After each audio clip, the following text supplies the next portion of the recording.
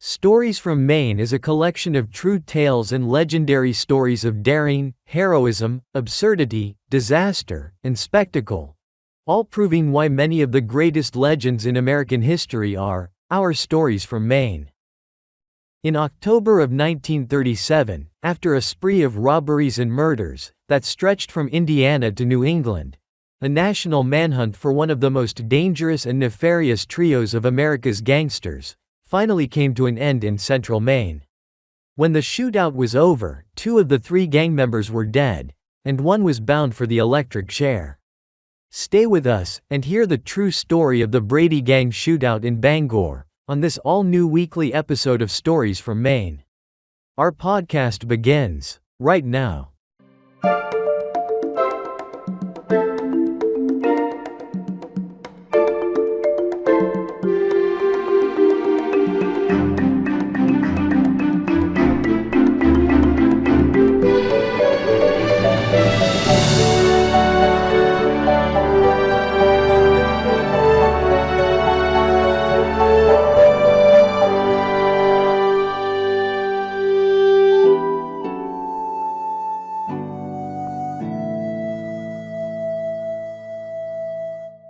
This is our all-new weekly episode of Stories from Maine for the 4th week of April 2025. Stories from Maine is authored by historian Lori Suzanne Dell. Her books, Stories from Maine and Stories from Maine 2, as well as all of her books, are available through book retailers and can be found on Amazon. You can follow Stories from Maine on Facebook, YouTube, Instagram, and Spotify at Stories from Maine. And you can email us at storiesfrommaine@gmail.com. This week's feature story tells the true tale of a trio of gangsters who traveled the American countryside committing numerous robberies and murders, and when the long arm of the law was just about to reach out to grab them, these 3 notorious gangsters tried to hide in the peaceful solitude of the state of Maine, only to meet their grisly end. Now, let's head over to Oscar for this week's true story of the infamous 1937 Brady Gang shootout in Bangor. In the 1930s, the prohibition of alcohol in the United States gave rise to a massive criminal black market enterprise where murder, theft, and bootleg whiskey became the #1 trade of this organized crime, run by notorious and loathsome gangs of men. Legendary crime bosses such as Al Capone, Lucky Luciano, and Bugsy Siegel skyrocketed to fame, fortune, and legend, even though most gangs weren't so legendary. But one small-time gang of thugs had begun a spate of crime in the Midwest that brought their name into national prominence. In the mid-1930s, the Brady Gang, led by Al Brady, operated their nefarious trade in and around Indiana, Illinois, and Ohio. By 1936, robbery, strong arming, and auto theft became their standard employment. They were even trying their hand at murder and eventually killed several policemen. The gang included James Dalhover, Charlie Geisking, and Clarence Schaefer, all ex-convicts and very dangerous people. By the mid-1930s, organized crime had been steadily on the rise in America for nearly 2 decades. These mobs, or gangs, as they were more commonly known, were present in every major city in the United States, and lawmakers struggled to keep up with the enactment of laws designed to prosecute these newest waves of crime. Moreover, these reprehensible groups of thugs had studied the laws of the United States and learned how to avoid prosecution by skirting laws, exploiting jurisdictional boundaries, and making great use of the vast amount of legal loopholes, which enabled them to commit their crimes with little to no legal consequences. As organized crime grew and matured, so too did the long arm of the law.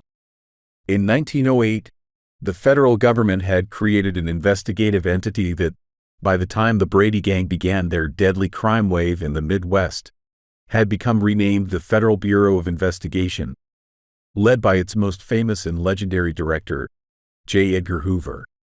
Ironically, organized crime's greatest popularity and employment came from the passage of the 18th Amendment prohibiting the sale or consumption of alcoholic beverages in 1918. The desire for strong drink among the American people gave rise to a considerable commercial demand, which many saw as an opportunity for power and profitability. Soon, bootleg liquors and other imported alcoholic spirits began to move across America and arrive in many covert-like speakeasies, a sort of underground tavern or nightclub, where alcohol was available at a premium cost. Most, if not all, of these spirits were either imported or manufactured, transported, and sold through a network of operators or gangs. These gangs grew in size and scope as their profitability rose and the demand for their products boomed. While the more successful gangs grew under the profitability of prohibition, the formation of larger criminal networks and enterprises also flourished. Yet, many smaller gangs, ones not so involved in illegal alcohol, took a more brutal path to find their fortunes. The Brady Gang was just such a gang. Hit-and-run tactics had long become a mainstay of such gangs like the one Al Brady had organized. Although most of the crimes committed by the Brady Gang were either prohibited under local or state laws, many were not yet covered under federal statutes. Thus, once the gang had committed a crime, such as a bank robbery, even if pursued by local police, they would simply flee across state lines. Since local law enforcement and even state police, whose official jurisdiction ended either at a town, city, or county line, or even at the state line, law enforcement had no legal authority to pursue the criminals. And as long as the culprits had not committed a crime in the state with which they fled, police across the state boundaries had no legal authority to arrest those fleeing into their jurisdiction. Thus, though criminals in one state, these gang members were safe within the sanctuary of any state as long as they abided by the local and state laws while there. It wasn't until the passage of the Federal Mann Act in 1910 that crossing state borders with criminal intent or purpose began to change the jurisdictional authority of law enforcement, and it eventually became the prowess of the FBI to pursue such criminals across state lines. Finally, a criminal's pursuit across state lines could be aggressively pursued by law enforcement, as long as the crime itself was what was transported across the state boundaries. In 1936, the Brady Gang had committed a robbery in which jewelry had been stolen from a jewelry store in Ohio. The gang then absconded with their booty across the state line and into Indiana. Proof of the jewelry having been transported from Ohio to Indiana was discovered, and the Federal Bureau of Investigation was called in. Now, the FBI's relentless pursuit of the infamous Brady Gang had earnestly begun. We'll be right back. Our Stories from Maine weekly podcast streams each Saturday on our YouTube and Spotify channels. And our weekly Stories from Maine articles in the Brunswick, Maine newspaper, The Times Record, is available online and on newsstands each Friday. In the meantime, please join more than 40,000 followers on our Facebook page at Stories from Maine for more content on Maine history. And you can email us at storiesfrommaine@gmail.com. Now, let's go back to Oscar for more of our feature story. Al Brady and his band of thugs had quickly gained in prominence, at least with the FBI. Brady had replaced legendary gangster John Dillinger as the FBI's most wanted man, not long after Dillinger was killed in a shootout with federal agents in 1934. Then on May 11th of 1936, Brady and Schaefer were captured in Indianapolis by local police. 4 days later, his gangmate Dalhover was also captured. Geisking, who had been separated from the gang, was later arrested in September in Kentucky. Brady, Schaefer, and Dalhover were transported to the Hancock County Jail in Indiana to await trial. But on October 11th, these three inmates overpowered an officer and another man and escaped from custody. The remainder of the Brady Gang was at large and back in business, and the FBI was back on their trail. While fleeing capture, the gang proceeded into Ohio and West Virginia, then into Baltimore and on into Maryland, where they tried to blend in with false names. The gang attempted to live a normal, low-key life. Dalhover and Schaefer both married 2 sisters in Baltimore, while Brady continued his bachelor life. However, all three couldn't remain still for long and soon continued to perform out-of-state robberies, building a fair nest egg, and continued to make plans for further criminal activities.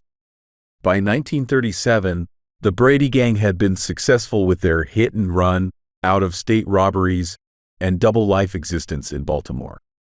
In May, they engaged in a shootout with police in Indiana after committing a bank robbery. The gang easily escaped capture and again returned to Baltimore in their low-key way of life.